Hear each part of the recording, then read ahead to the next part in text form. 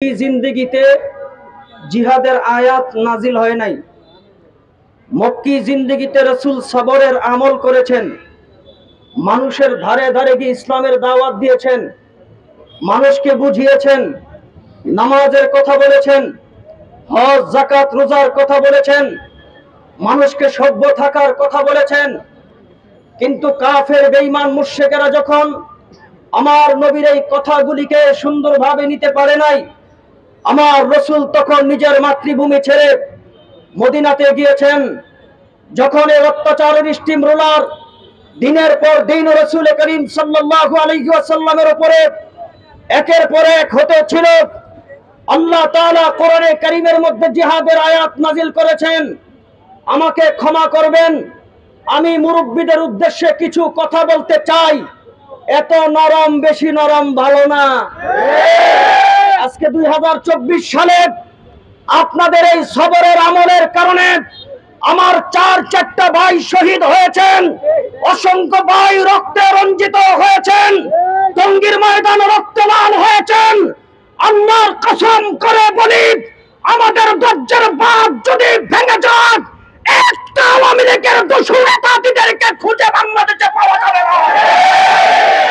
পরিষ্কার ঘোষণা, নারায়ণগঞ্জের টাওয়ার মনির, নারায়ণগঞ্জের তথাকথিত ব্যবসায়ী শাহিন, এরপরে আসাদ, 24 ঘন্টার সময় দিলাম। যদি তাদেরকে অ্যারেস্ট না হয়, জনগণ গণদোলাই দিতে বাধ্য হবে। আমরা তোমাদের ঘর চিনি, আমরা তোমাদের বাড়ি চিনি, আমরা তোমাদের ব্যবসা প্রতিষ্ঠান চিনি। এই টাকা দিয়ে তোমরা খুনি লালন পালন করো, এই টাকা দিয়ে আলেমদের হত্যা করার জন্য তোমরা টাকা দিচ্ছ, আর তোমাদেরকে বিন্দু পরিমাণ ছাড় দিব না। আজকে আসরের নামাজের পর থেকে আমলা করা মার্কাজ আহলে হকদের দখলে থাকবে। এখানে কোনো খুনির ঠাঁই হবে না, এখানে কোনো রক্ত চুষি আওয়ামী লীগের দোসরদের ঠাঁই হবে না। এখানে কোনো খুনিকে দেখলে গণদোলাই দিয়ে প্রশাসনে হস্তক্ষেপ করব। নারায়ণগঞ্জের ডিসির উদ্দেশ্যে বলতে চাই, নারায়ণগঞ্জের এসপির উদ্দেশ্যে বলতে চাই, আপনাদের টেবিলটা এখন বাজাইরা টেবিল হয়ে গেছে। খালি আলোচনা হয়, সমাধান হয় না, ঠিক কি না? আপনারা তো এই টেবিলটা বাজাইরা টেবিল না, এই চেয়ারের অনেক মূল্য। আপনারা 2500 আমাদের সাথে লুকোচুরির খেলা খেলেছেন। এই লুকোচুরির খেলার খেলতে দেওয়া হবে না, আর কাউকে বিন্দু পরিমাণ ছাড় দিব না। নারায়ণগঞ্জের এসপি সাহেবকে বলি, নারায়ণগঞ্জের ডিসি মহোদয়কে বলি, অনতি বিলম্বে তাদেরকে খুঁজে বের করেন। যদি বিন্দু পরিমাণ আপনারা গরিমসি করেন, আইন হাতে তুলতে আমরা বাধ্য হব। মাদ্রাসার কমিটি, মসজিদের কমিটি যারা আছেন, কমিটিদেরকে বলবো, আপনারা অনতি বিলম্বে সঠিক সিদ্ধান্ত নেন। এই মার্কাজের ব্যাপারে সঠিক সিদ্ধান্ত নেন। সিদ্ধান্ত কি নেবেন আপনারা জানেন, কিন্তু আসর নামাজের পর থেকে এই মার্কাজ আহলে হকদের দখলে থাকবে। ভবিষ্যতে কর্মসূচি আসবে। এই রক্ত আমরা দিতেছি 2013 সাল থেকে, এই রক্ত আর দিতে চাই না। আমরা শহীদের বিনা কারণে হতে চাই না। প্রতিটা রক্তের ফোঁটার জবাব নেওয়ার সময় এখন হয়েছে।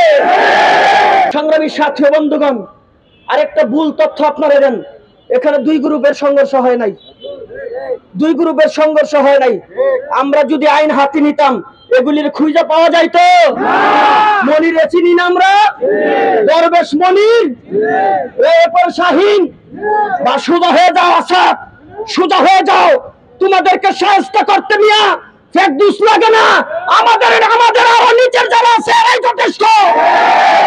সংগ্রামী সাথী বন্ধুগণ, সামনে কর্মসূচি আসবে, বৃহত্তর কর্মসূচিতে আমরা অংশগ্রহণ করব। আর বিন্দু পরিমাণ ছাড় দেওয়ার কোনো সুযোগ নাই। এখন থেকে ঐক্যবদ্ধ হয়ে এই সাদিয়ানি আওয়ামী লীগের দোসর গুন্ডা বাহিনী, ভারতের দালালদেরকে আমরা কঠিন জবাব দিব ইনশাআল্লাহ। আমরা সামনে ভবিষ্যতে রাজপথে আপনাদের সাথে কাঁধে কাঁধ মিলিয়ে এই সমস্ত দোসরদের মোকাবেলা করতে চাই। দেখা হবে রাজপথে, কথা হবে রাজপথে, ভাষা হবে চোখে চোখ রেখে, ঠিক কিনা?